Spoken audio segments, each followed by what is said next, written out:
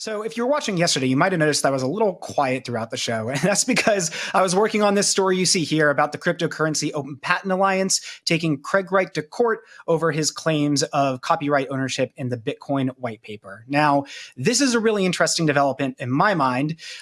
Square founded COPA, but there are a number of other members in it now, including Coinbase, who are essentially kind of turning the tables on Wright, who has kind of a long paper trail of cease and desist orders, including against COPA and a number of others, including Bitcoin core developers, about taking down the Bitcoin white paper and inserting his claim to it. So this is seemingly one of the first times that COPA has thrown their weight and money behind a case that has been plaguing the community.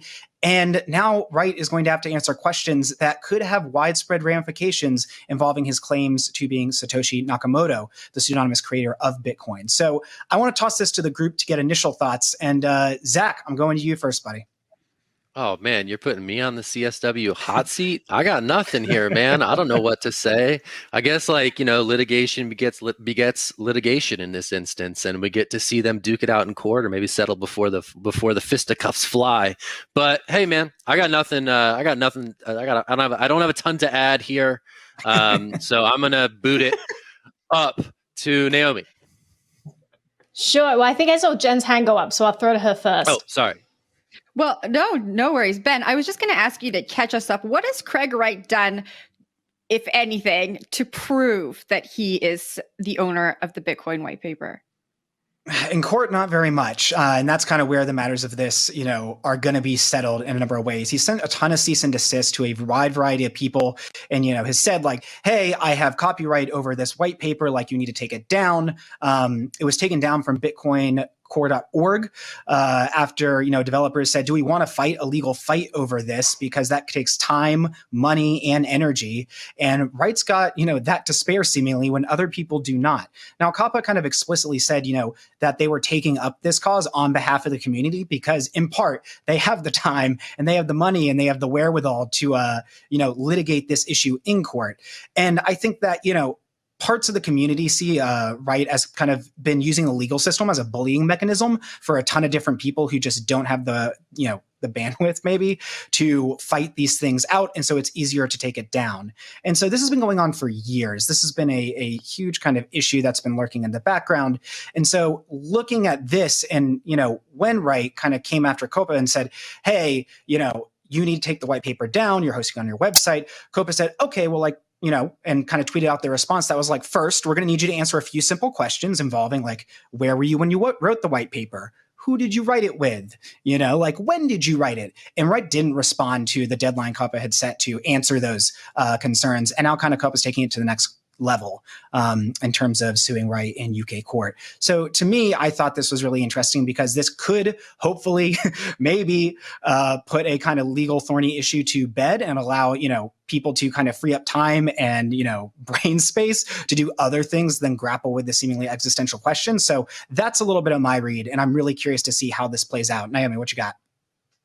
Yeah, so you were saying that he was sending out all these cease and desists, and actually as a sign of solidarity, you had companies like Square, you mentioned, but also Paradigm, you had Coin Center, you had the Facebook stablecoin subsidiary Novi. They all decided to, instead of ceasing and desisting, they were like, no, actually, we're going to put it up now. We're going to put up so many copies that you're just going to have to fight all of us. And I think that's kind of awesome because the spirit of this white paper, wasn't it initially filed under a MIT open source type license there? It's very strange to have someone turn around and then say, actually copyrighted, we don't want you to spread this at all. And it's kind of an interesting game that Craig Wright's playing because on the one hand, he wins big and he's like, yes, I get all the things I want in court and I succeed and I get very rich. On the other hand, you prove that the blockchain world is kind of outside the scope of this regulatory world. You can have as many lawsuits as you want, but you can't compel a decentralized system to do what you want because the decentralized components of that system can just say, okay, we'll just fork and go do this other thing. It's very difficult to compel something that's decentralized. And so it's really awesome. That's a really cool thing that you can't, you can try and bully these individual companies, but you can't at the end of the day bully a network of all of these people, which is kind of cool. But Will, you had your hand up. Yeah, I think like an interesting tangent to this whole conversation is what COPA is doing, and then all the other companies out there that have patents and copyrights on blockchain tech. So IBM is a prolific like copy paste and then patent fiend, and then not necessarily ever use it. And a lot of other companies do that as well. It's a great way for a reporter just to start working into the blockchain world just by going through all these patents that exist. And I'm wondering down the line how this plays out for these companies. And I wonder if this court case itself is kind of shows where that's going to go. Will the court kind of lean in on Craig Wright's side just because he has some sort of copyright that no one sees coming, or are they going to kind of lean into like the free and open standards that a lot of blockchain native people are fans of?